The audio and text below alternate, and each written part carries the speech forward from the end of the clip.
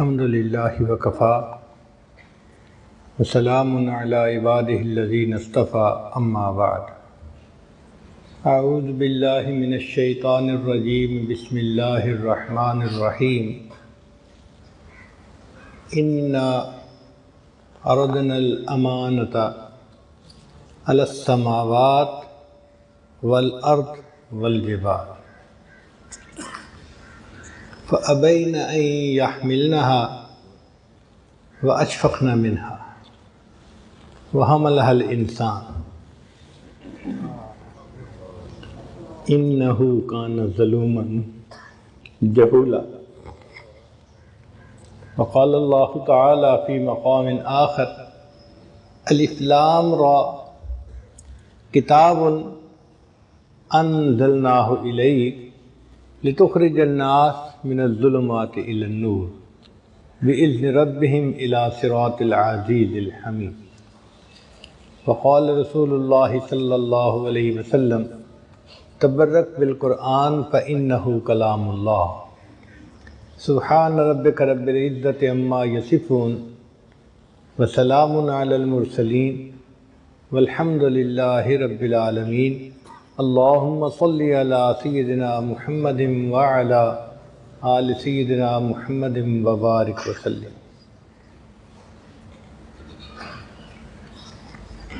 اللہ رب العزت نے قرآن مجید کو عطا فرما کر ہم پر احسان فرمایا۔ یہ کتاب ہدایت ہے، بھولے بھٹکے انسانوں کو سیدھا راستہ دکھانے والی کتاب، کار مذلت میں پڑے ہوئوں کو اوج ثریا پہ پہنچانے والی کتاب، اللہ سے بچھڑے ہوئوں کو اپنے اللہ سے ملانے والی کتاب ہے۔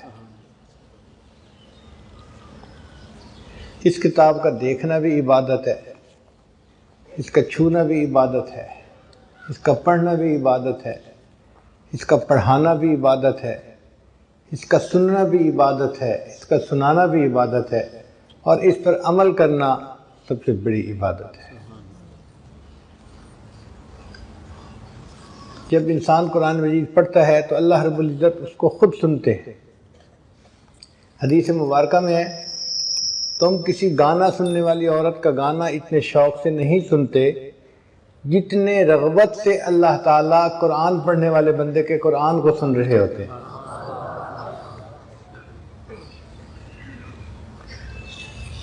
فرشتوں کو اللہ تعالیٰ نے قرآن مجید سننے کی صلاحیت دی، پڑھنے کی صلاحیت نہیں دی۔ فرشتوں میں سے صرف حضرت جبرائیل علیہ السلام کو اللہ تعالیٰ نے پڑھنے کا استثناء عطا فرمایا، اور انہوں نے نبی علیہ السلام کے ساتھ قرآن مجید کا دورہ فرمایا۔ باقی فرشتے نہیں پڑھ سکتے۔ اب جو کام انسان خود نہ کر سکتا ہو، کوئی دوسرا کر رہا ہو تو تعجب سے انسان دیکھتا ہے۔ جب کوئی قرآن پڑھتا ہے تو فرشتے وہاں بھاگے آتے ہیں، اکٹھے ہو جاتے ہیں، ایک دوسرا تیسرا چوتھا۔ آپ یوں سمجھیں کہ فرض کرو یہاں قاری عبدالباسط عبدالصمد قرآن مجید پڑھ رہے ہیں، اب جو لوگ بھی سنیں گے نا وہ سب اکٹھے ہونے شروع ہو جائیں گے اور ایک بڑا مجمع لگ جائے گا۔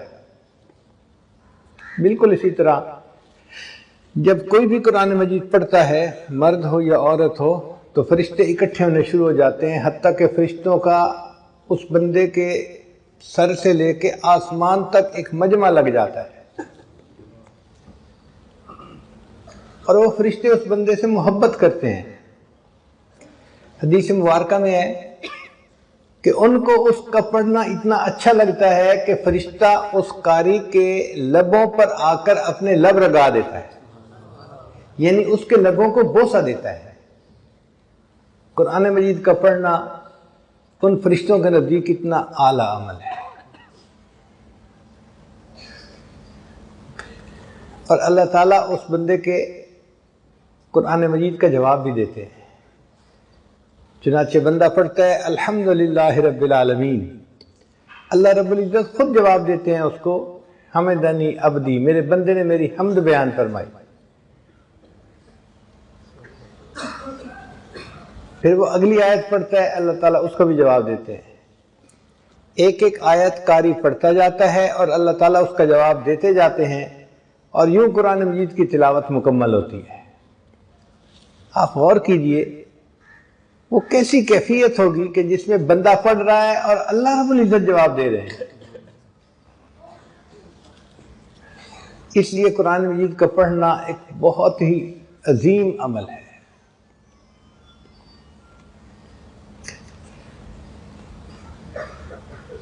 امام اعظم امام عاصم کوفی رحمۃ اللہ علیہ، شاید ان کا یہ واقعہ ہے جو میری یادداشت میں ہے، ممکن ہے کسی اور قاری کا ہو۔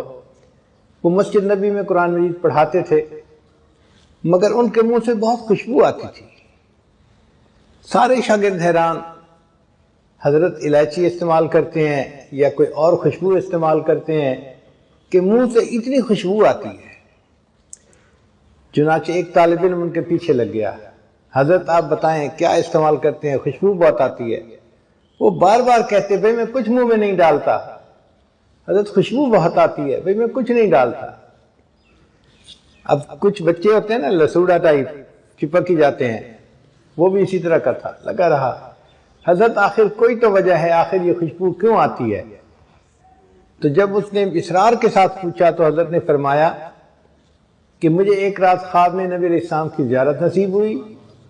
اللہ کے حبیب صلی اللہ علیہ وسلم نے فرمایا کہ عاصم تم میری مسجد میں قرآن پڑھانے میں مشغول رہتے ہو، لاؤ میں تمہارے لبوں کو بوسہ دوں۔ جس دن سے نبی علیہ السلام نے میرے لبوں کو بوسہ دیا اس وقت سے میرے منہ سے خوشبو آ رہی ہے۔ تو قرآن مجید کا پڑھنا اللہ رب العزت کے ہاں بڑا مرتبہ رکھتا ہے۔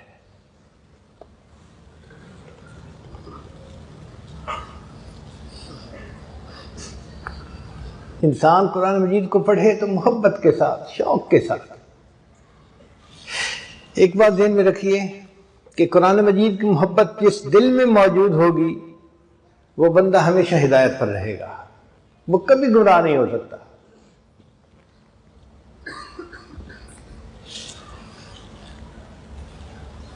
میں آج آپ کو دو واقعات سناتا ہوں، ایک نوجوان لڑکے کے اور ایک نوجوان لڑکی کا واقعہ۔ امریکہ میں ایک نوجوان انجینئر تھا اور بڑی ٹھاٹھ کی زندگی گزار رہا تھا۔ کسی انگریز لڑکی کے ساتھ اس کا تعلق بن گیا۔ اب وہ لڑکی اتنی حور پری قسم کی چیز تھی کہ لڑکا چاہتا تھا کہ بس کچھ بھی ہو میری اس سے شادی ہو جائے۔ لڑکی نے کہا کہ میرے والدین عیسائی ہیں، مجھے ان سے بات کرنی پڑے گی۔ جب اس نے اپنے والدین سے بات کی کہ یہ لڑکا شادی کا خواہش مند ہے تو ماں باپ نے کہا کہ ہاں ہم کچھ شرائط پر شادی کرنے کے لیے تیار ہیں۔ پہلی شرط یہ کہ یہ لڑکا اپنے ماں باپ کو چھوڑ دے، مسلمان دوستوں کو چھوڑ دے اور ہمارے معاشرے میں آ کر ہمارے ساتھ رہے، جو کچھ ہم کھائیں پیئیں یہ بھی کھائے پیئے، اور ہفتے میں ایک دن ہمارے ساتھ عبادت خانے میں جائے، گرجا میں جائے۔ اگر یہ ان تمام شرائط کو منظور کرتا ہے تو ہم شادی کے لیے تیار ہیں۔ وہ لڑکا اس لڑکی کے محبت میں اتنا اندھا ہو گیا تھا کہ اس نے تمام شرائط مان لی، اپنا گھر چھوڑ دیا، اپنے دوست چھوڑ دیے، کافروں کے محلے میں جا کے اس نے گھر لے لیا اور اس لڑکی کے ساتھ اس نے شادی کر لی۔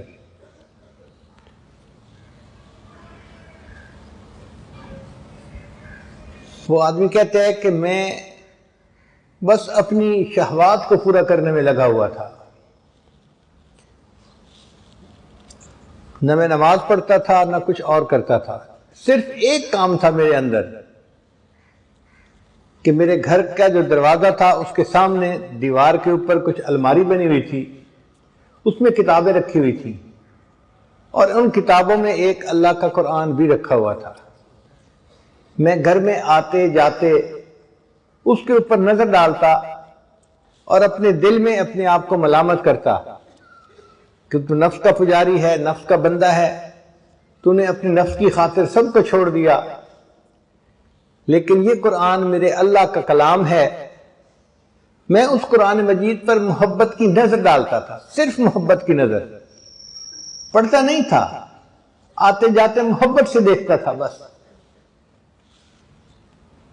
کئی سال اسی طرح گزر گئے۔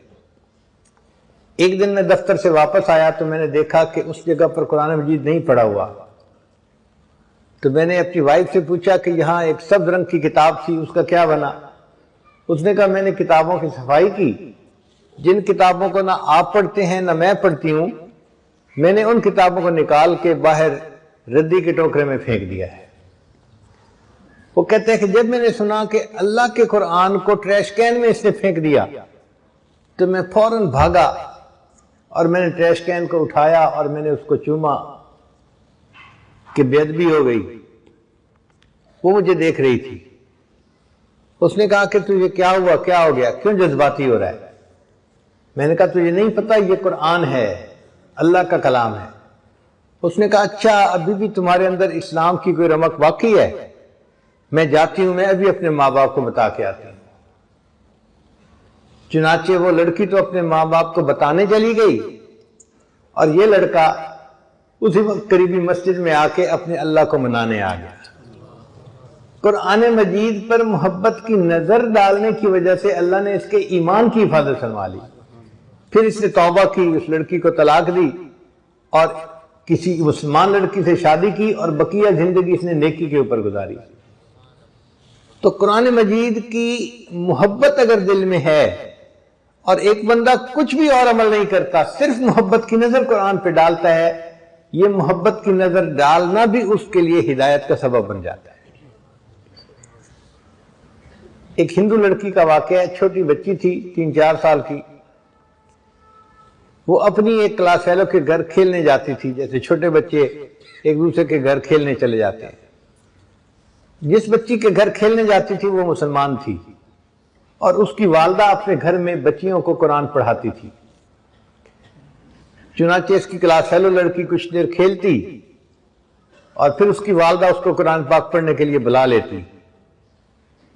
اس کا دل چاہتا کہ میں ابھی گھر نہ جاؤں تو یہ اس کے ساتھ قرآن پاک پڑھنے بیٹھ جاتی۔ ہندو لڑکی ہے، ہندو گھرانے کی۔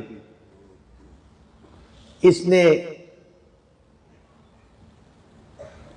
ابتدائی قاعدہ بھی پڑھ لیا، پھر باقاعدہ قرآن مجید اپنی کلاس فیلو کے ساتھ پڑھنا شروع کر دیا۔ ماں باپ کو کچھ خبر نہیں۔ جب مسلمان لڑکی نے ناظرہ قرآن پاک پڑھنا مکمل کیا تو اس نے بھی مکمل پڑھ لیا۔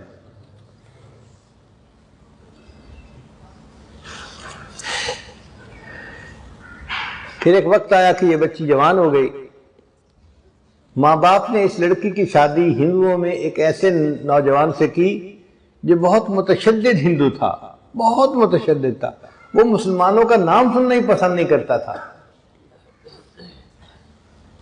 اب یہ لڑکی کی شادی ہونے لگی تو وہ اپنی دوست کی والدہ کو آ کر بتانے لگی کہ میں نے آپ سے قرآن مجید تو پڑھنا سیکھ لیا اور میں نے اپنے دل میں کلمہ بھی پڑھ لیا ہے، ماں باپ کو نہیں بتا سکتی، اگر بتاؤں گی تو بس اسی وقت مجھے وہ قتل کر دیں گے، اور اب میری جس سے شادی ہو رہی ہے وہ بھی ہندو ہے اور متشدد ہے، میں کیا کروں؟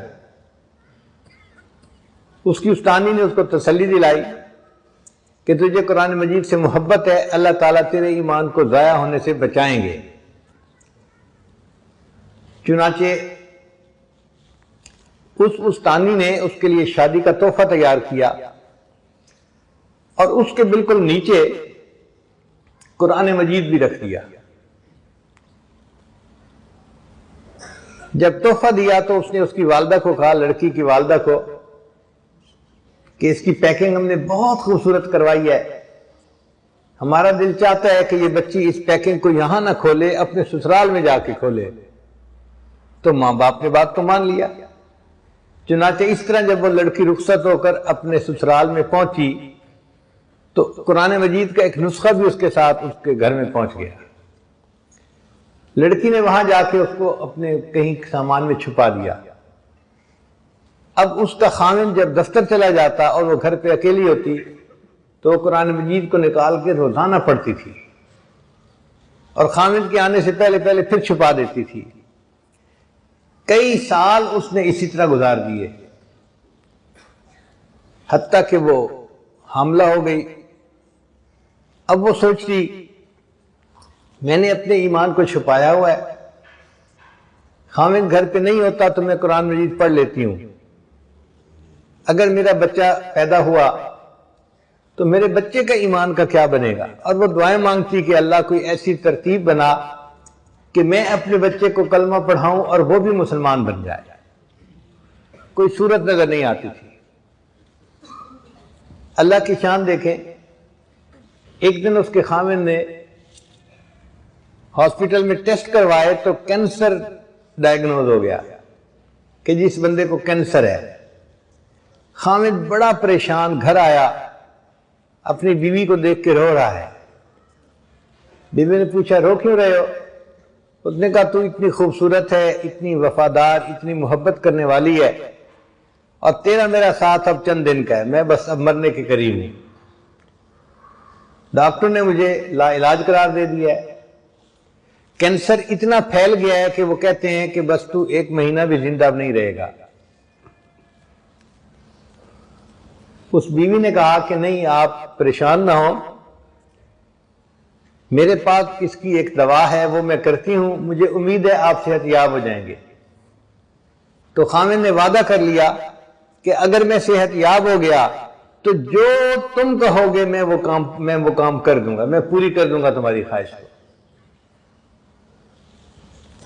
اس لڑکی نے سورہ فاتحہ پڑھ کے اس کو دم کرنا شروع کر دیا، کیونکہ اس نے اپنی استانی کو دیکھا تھا، وہ بیمار بچوں کو سورہ فاتحہ پڑھ کے دم کیا کرتی تھی. خاوند پوچھتا تم یہ کیا کر رہی ہو؟ وہ کہتی کہ میں تمہارا علاج کر رہی ہوں، تمہارا میرا وعدہ ہے اگر تم صحت مند ہو گئے تو بس میری بات کو مانو گے. تو خاوند نے اس سے مزید پوچھنا چھوڑ دیا کہ تم کیا کرتی ہو کیا نہیں کرتی. اللہ کی شان 1 مہینہ وہ لڑکی اس کو سورہ فاتحہ پڑھ کے دم کرتی رہی. پھر مہینے کے بعد جب ٹیسٹ کروائے تو ڈاکٹر نے کہا کہ آپ کو تو کبھی زندگی میں کینسر کا نشان تک نہیں تھا. اللہ نے اس کو صحت عطا فرما دی. اب جب رپورٹیں بالکل کلیئر آ گئیں، خاوند نے بیوی کو کہا کہ میں اپنا وعدہ پورا کرتا ہوں، بتاؤ کیا کہتی ہو؟ اس نے کہا کہ آپ کلمہ پڑھو مسلمان ہو جاؤ. اس نے پوچھا تم یہ بات کیوں کر رہی ہو؟ پھر لڑکی نے اپنی پوری سٹوری سنائی کہ میں اپنی کلاس فیلو کی وجہ سے مسلمان عورت کے گھر میں جاتی تھی اور میں نے وہاں سے قاعدہ پڑھا، قرآن پاک پڑھنا سیکھا اور میں دل میں مسلمان ہو گئی تھی، اور جب آپ دفتر چلے جاتے تھے تو میں پیچھے قرآن پاک کی تلاوت کرتی تھی اور میں دعا کرتی تھی کہ اللہ کرے کہ آپ بھی مسلمان ہو جائیں اور میری ہونے والی اولاد بھی مسلمان ہو. اب آپ میری بات کو مانیں، آپ نے وعدہ کیا ہوا ہے. اللہ کی شان کہ اس نوجوان نے کلمہ پڑھا، وہ بھی مسلمان ہو گیا. پھر اس عورت کے ہاں بیٹا ہوا، اس نے اپنے بیٹے کو بھی کلمہ سکھایا. اب یہ میاں بیوی اور بیٹا سب مسلمان کلمہ پڑھنے والے. ان کو ڈر یہ تھا کہ ہم اگر اظہار کر دیں گے تو ہمارے برادری والے ہمیں زندہ نہیں چھوڑیں گے. خاوند نے کہا فکر نہ کرو میں اس کا بندوبست کرتا ہوں. اس نے اپنی جاب کے لیے سعودی عرب اپلائی کیا اور اللہ نے اس کو ایک اچھی جاب عطا فرما دی. چنانچہ یہ اپنی بیوی اور بچے کو لے کے سعودی عرب چلا گیا اور باقی زندگی اس نے سعودی عرب میں مسلمان بن کے گزاری. یہ قرآن مجید کی تلاوت بھی کرتا تھا اور وہاں 5 وقت کی نمازیں بھی پڑھتا تھا. قرآن مجید کی محبت نے اس لڑکی کے ایمان کو بچا لیا. قرآن مجید کہف ہے، جیسے اصحاب کہف کے ایمان کو اللہ نے کہف کے اندر محفوظ فرما لیا تھا، قرآن مجید بھی کہف ہے، جو اس سے محبت کرے گا اس کا ایمان محفوظ رہے گا. چنانچہ قرآن مجید کی باقاعدہ تلاوت کرنا، اس کا درس سننا، ترجمہ پڑھنا، اس کو یاد کرنا، یہ سارا کا سارا ایسا عمل ہے کہ جس سے اللہ تعالیٰ بندے کے ایمان کی حفاظت فرماتے ہیں. یہ کتاب ہدایت ہے، بندے کو ہدایت نصیب ہوتی ہے. آپ اگر رکشے کو دیکھیں نا تو دیکھتے ہی پتہ چلتا ہے کہ یہ ایک ایسی مشین ہے جو بچوں، عورتوں کو، مردوں کو محلے کے ایک حصے سے لے کے دوسرے حصے تک پہنچا دیتی ہے. بس کو دیکھیں تو فوراً خیال آتا ہے یہ مسافروں کو ایک شہر سے لے کے دوسرے شہر تک پہنچا دیتی ہے۔ اگر آپ ٹرک کو دیکھیں تو خیال آتا ہے کہ یہ سامان ایک شہر سے دوسرے شہر پہنچاتا ہے۔ کرین کو دیکھیں تو فوراً ذہن میں خیال آتا ہے کہ یہ وہ مشین ہے جو بوجھ کو نیچے سے اٹھا کر اوپر رکھ دیتی ہے۔ قرآن مجید کو دیکھیں، فوراً دل میں یہ خیال آئے کہ یہ وہ کتاب ہے جو گرے ہوئے انسان کو اٹھا کر عرش کی بلندیوں تک پہنچا دیتی ہے۔ ان اللہ یرفع بہذا الکتاب اقواما، اللہ تعالیٰ اس کتاب کے ذریعے سے قوموں کو عزتیں عطا فرما دیتے ہیں، قوموں کو بلندی عطا فرما دیتے ہیں۔ جو بندہ جتنی ذلت کی زندگی گزار رہا ہو، قرآن مجید سے محبت کرے اور اس کو پڑھنا شروع کرے، اور پھر دیکھے اللہ تعالیٰ کس طرح اس کو عزتوں کا تاج عطا فرماتے ہیں۔ یہ عزتیں دینے کے لیے آیا ہے، گرے ہوئے انسانوں کو اٹھانے کے لیے آیا ہے۔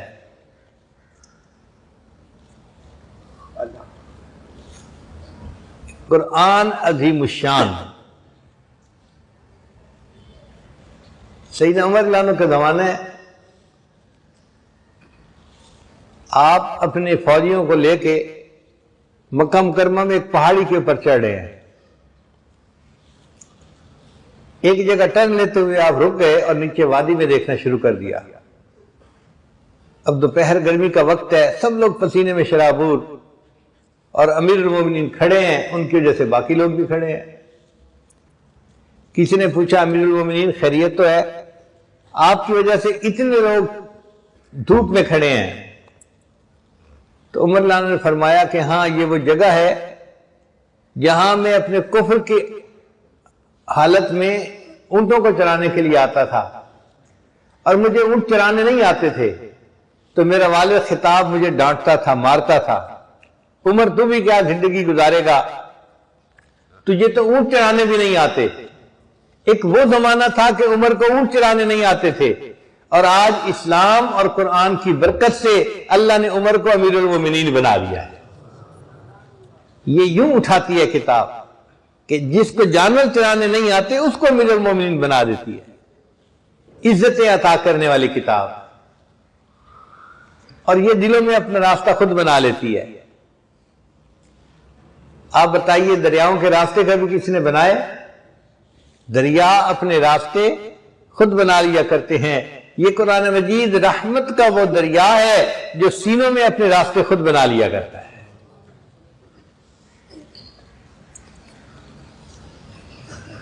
مجھے اپنی زندگی میں ایک مہینہ دنیا کے مشہور قاری عبد الباسط عبد الصمد کے ساتھ امریکہ میں گزارنے کا موقع ملا۔ ہمارا ان کے بارے میں تصور یہ تھا کہ بس ایک عام سے آدمی ہے اور آواز اچھی ہے، قرآن پڑھتے ہیں، لیکن ایک مہینہ ساتھ رہنے کے بعد میں نے دیکھا کہ وہ شخص عاشق قرآن تھا۔ داڑھی کا نہ رکھنا یہ ان کا ایک علمی معاملہ ہے۔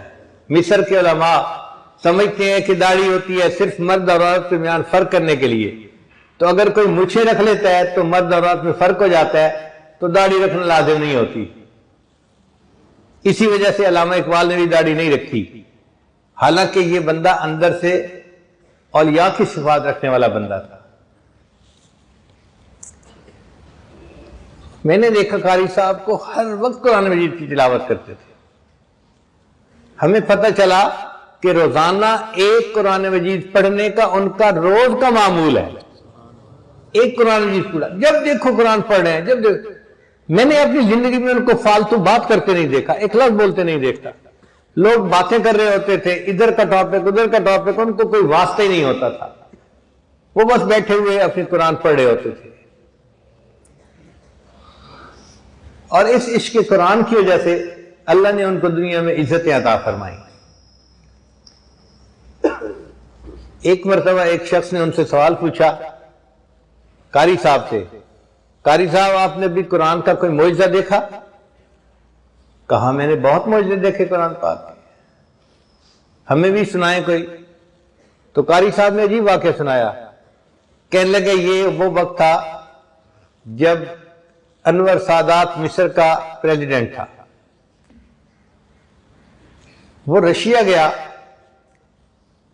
تو رشیا کے لوگوں نے اسے کہا کہ کیا تم قرآن پڑھتے ہو، یہ ہماری ریڈ بک سنبھالو اور کمیونسٹ بن جاؤ، ہم تمہاری مدد کریں گے اور تمہیں ترقی یافتہ ممالک میں ہم شامل کروا دیں گے۔ تو اس نے آگے سے کچھ جواب دینے کی کوشش تو کی مگر ان کی تسلی نہ کروا سکا، تو دل میں کسک رہ گئی کہ میں نے بات کا جواب ٹھیک نہیں دے سکا۔ کوئی 1-2 مہینے کے بعد دوبارہ اس نے رشیا جانا تھا۔ قاری صاحب کہتے ہیں مجھے صدر صاحب کا پیغام ملا کہ آپ نے میرے ساتھ رشیا جانا ہے۔ میں سوچ میں پڑ گیا، قاری عبد الباسط کی ضرورت پڑے تو سعودی عرب میں، پاکستان میں، مسلمان ممالک میں جہاں اس قرآن کے ماننے والے ملتے ہیں۔ رشیا تو دہریوں کا ملک ہے، کمیونسٹوں کا ملک ہے، وہاں قرآن مجید سننے والا کون ہوگا؟ خیر میں تیاری کر کے ساتھ چلا گیا۔ وہاں جا کے صدر صاحب نے ان سے میٹنگ کی۔ جب میٹنگ کے بعد آپس میں گفتگو اپنی پرسنل شروع ہوئی تو صدر صاحب نے کہا کہ یہ میرے ساتھی ہیں، یہ کچھ پڑھیں گے۔ ان کو سمجھ نہ آئی کہ کیا پڑھیں گے۔ انہوں نے کہا اچھا جو کر رہے ہیں کریں۔ مصر صاحب قاری صاحب کہتے ہیں کہ مجھے اشارہ ہوا کہ جی آپ ان کو قرآن سنائیں۔ ان دہریوں کے سامنے میں نے قرآن پڑھنا شروع کیا۔ طٰہٰ ما انزلنا علیک القرآن لتشقیٰ الا تذکرۃ لمن یخشیٰ۔ قاری صاحب کہتے ہیں میں پڑھتا رہا، پورا رکوع جب میں نے پڑھ کے اوپر سر اٹھایا تو میں نے دیکھا کہ 5-6 بندے ایسے تھے ان کمیونسٹوں میں جو آنسوؤں سے رو رہے تھے۔ تو صدر صاحب نے ان سے پوچھا کہ بھئی تم رو کیوں رہے ہو؟ وہ کہنے لگے کہ ہمیں نہیں پتا یہ بندے نے کیا کیا ہے، ہم اس کو نہیں سمجھتے، لیکن اس کے پڑھنے میں تاثیر ایسی تھی کہ ہمارے دلوں پہ اثر ہوا ہے اور ہمارے اوپر حقیقت طاری ہو گئی ہے۔ قاری صاحب کہتے ہیں میں نے اپنی آنکھوں سے قرآن کا معجزہ دیکھا کہ جو لوگ قرآن کو مانتے نہیں، خدا کو نہیں مانتے، قرآن ان کے سامنے پڑھا جاتا ہے، قرآن ان کے دلوں کو بھی گدگدا دیتا ہے۔ یہ رحمتوں کا وہ دریا ہے جو سینوں تک اپنے راستے خود بنا لیا کرتا ہے۔ تو قرآن مجید کتاب ہدایت ہے، جو اس سے محبت کرے گا اس کا ایمان محفوظ رہے گا۔ اور آج اس دجالی فتنے کے دور میں قرآن مجید کی محبت انتہائی ضروری ہے۔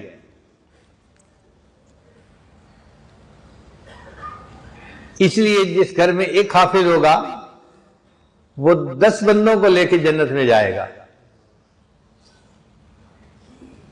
10 بندوں کا کیا مطلب؟ عام طور پر ایک گھر کے 10 بندے ہوتے ہیں ایوریج، 2 ماں باپ اور 2 بڑے، نانا نانی یا دادا دادی، چلو وہ بھی ساتھ رہتے ہیں تو 4 ہو گئے، اور 5-6 بچے۔ تو اس کا مطلب کہ 9-10 کے اندر اندر ایک ایوریج فیملی ہوتی ہے۔ زیادہ بھی ہو سکتی ہے، اولاد زیادہ ہو گئی، اور کئی کی کم ہوتی ہے تو کم بھی ہوتے ہیں۔ تو ایوریج عام طور پر آپ دیکھیں گے کہ ایک فیملی کے 10 ممبر ہوتے ہیں۔ تو ایک حافظ 10 بندوں کو لے کے جنت میں جائے گا، یعنی جس گھر میں کوئی بچہ یا کوئی بچی حافظ یا حافظہ ہوگی، اس گھر کے سارے لوگ اللہ کے فضل سے جنت میں جائیں گے۔ اب بتائیے کتنا سستا سودا ہے۔ اور ایک عالم 400 بندوں کو لے کے جنت میں جائے گا، اس میں کیا حکمت ہے؟ اگر ایک گھر کے 10 بچے ہیں یا 10 بندے ہیں تو ایک برادری میں تقریباً 40 گھر ہوتے ہیں جو آپس میں رشتہ داریاں کرتے ہیں، خوشی غمی میں شریک ہوتے ہیں۔ جو قریب لوگ ہوتے ہیں نا، قریب گھر، وہ 30-40 ہی ہوتے ہیں، اس سے زیادہ نہیں ہوتے۔ تو ایک عالم اگر ہوا تو وہ 40 گھر کے لوگوں کو لے کے جنت میں جائے گا، یعنی ایک عالم اپنی پوری برادری کو لے کے جنت میں جائے گا۔ اس لیے بچوں کو قرآن مجید کا حافظ بنانا، اس کا شوق دل میں ہونا چاہیے۔ بعض لوگوں کو دیکھا ہے وہ کہتے ہیں جی بچیوں کو حافظ نہ بناؤ۔ کیوں بھائی؟ اور جی بچیاں قرآن مجید بھول جاتی ہیں۔ بھائی بھول تو بچے بھی جاتے ہیں اور نہیں بھی بھولتی، ایسی بھی بچیاں ہیں کہ جو مسلسل یاد رکھتی ہیں۔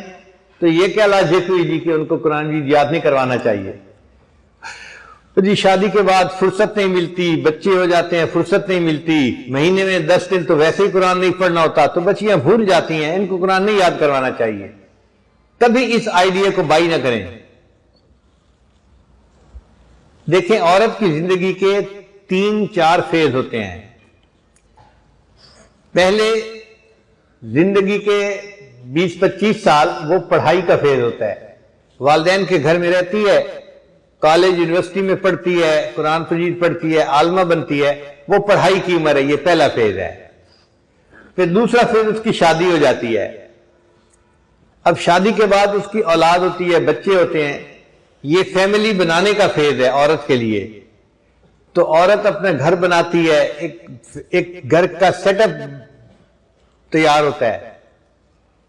یہ بھی تقریباً 15-20 سال کا فیز ہوتا ہے. 40 سال کی عمر تک وہ اپنے بچوں سے فارغ ہو چکی ہوتی ہے. پھر اس کے بعد ایک تیسرا فیز آتا ہے جس میں اس کے بچے بھی بڑے ہو چکے ہوتے ہیں اور گھر میں اس کی بہویں بھی آ چکی ہوتی ہیں اور وہ گھر کی ملکہ ہوتی ہے. اس وقت خاوند کے دل میں بھی جگہ بن چکی ہوتی ہے اور اس وقت یہ آنٹی جو ہے بڑی بااختیار عورت ہوتی ہے. گھر کو مدرسہ بنانا چاہے تو بنا سکتی ہے، بچوں کو دین پڑھانا چاہے تو پڑھا سکتی ہے. اس کا حکم چلتا ہے. یہ جو عمر ہے نا عورت کی 40, 50, 60، یہ ایسی عمر ہے کہ اکثر عورتیں اس میں مصلح سنبھال لیتی ہیں. جو نیک ہوتی ہیں وہ مصلح سنبھال لیتی ہیں اور جو نیک نہیں ہوتی وہ غیبتوں میں اور رسم و رواج میں اور کلر میچنگ میں لگی ہوتی ہے. لیکن اکثر عورتوں کو دیکھا کہ وہ نماز پڑھتی ہیں، درود شریف پڑھتی ہیں اور نیکی کرتی ہیں اس عمر میں. وہ بچی جو حافظہ بنی تھی اور اس نے اتنا قرآن پاک نہیں پڑھا تھا اور بھول گئی تھی، ہم نے دیکھا اس عمر میں آ کے وہ عورت اپنے قرآن مجید کو پھر تازہ کر لیتی ہے اور اس کی عمر میں یہ حصہ ایسا ہوتا ہے کہ وہ قرآن مجید کی پکی حافظہ بن جاتی ہے. اس لیے بچیوں کو ضرور حافظہ بنانا چاہیے. وہ دنیا سے جاتی ہیں تو حفظ کے نور کو ساتھ لے کے جاتی ہیں اور اس کی برکت ان کو پوری زندگی محسوس ہوتی ہے.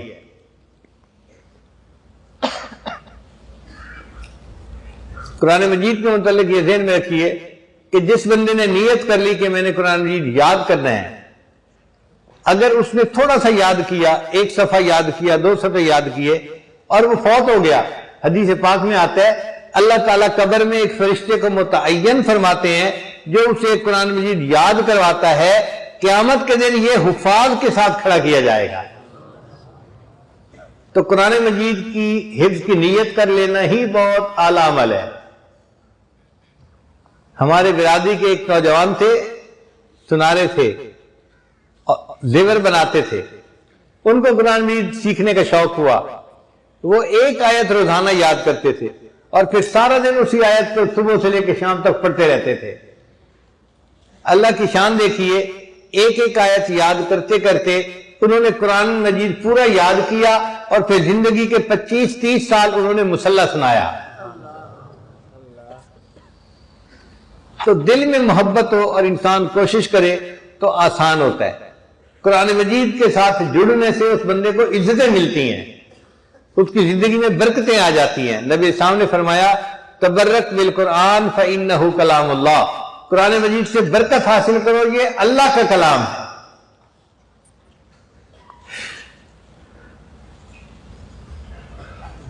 تو قرآن مجید کی محبت کو دل میں بڑھائیے اور قرآن مجید کی تلاوت کو اپنے لیے حرز جاں بنا لیجئے. کوئی دن قرآن مجید کے تلاوت کے بغیر نہیں گزرنا چاہیے. اگر ایسی محبت دل میں آ گئی تو ایمان محفوظ رہے گا. اور یہ بھی ذہن میں رکھیے کہ دنیا میں جس کسی کو عزت ملی قرآن مجید کے عشق کی وجہ سے عزت ملی. جس کو بھی عزت ملی قرآن مجید کے عشق کی وجہ سے. آپ دیکھیے اس امت میں سب سے اعلیٰ مقام کس نے پایا؟ سیدنا صدیق اکبر عنہ نے. اور سیدنا صدیق اکبر عنہ قرآن مجید کے عشق میں صحابہ سے آگے نکل گئے تھے. جب عفق کا واقعہ پیش آیا اور نبی علیہ السلام صدیق اکبر عنہ کے گھر گئے تو صدیق اکبر کیا کر رہے تھے؟ قرآن بیٹھے پڑھ رہے تھے. یہ قرآن کی محبت تھی جس نے ان کو انبیاء کے بعد مخلوق میں سب سے زیادہ افضل مقام عطا فرما دیا. باقی خلفائے راشدین کی زندگیوں میں دیکھیے آپ کو قرآن مجید کا عشق نظر آئے گا.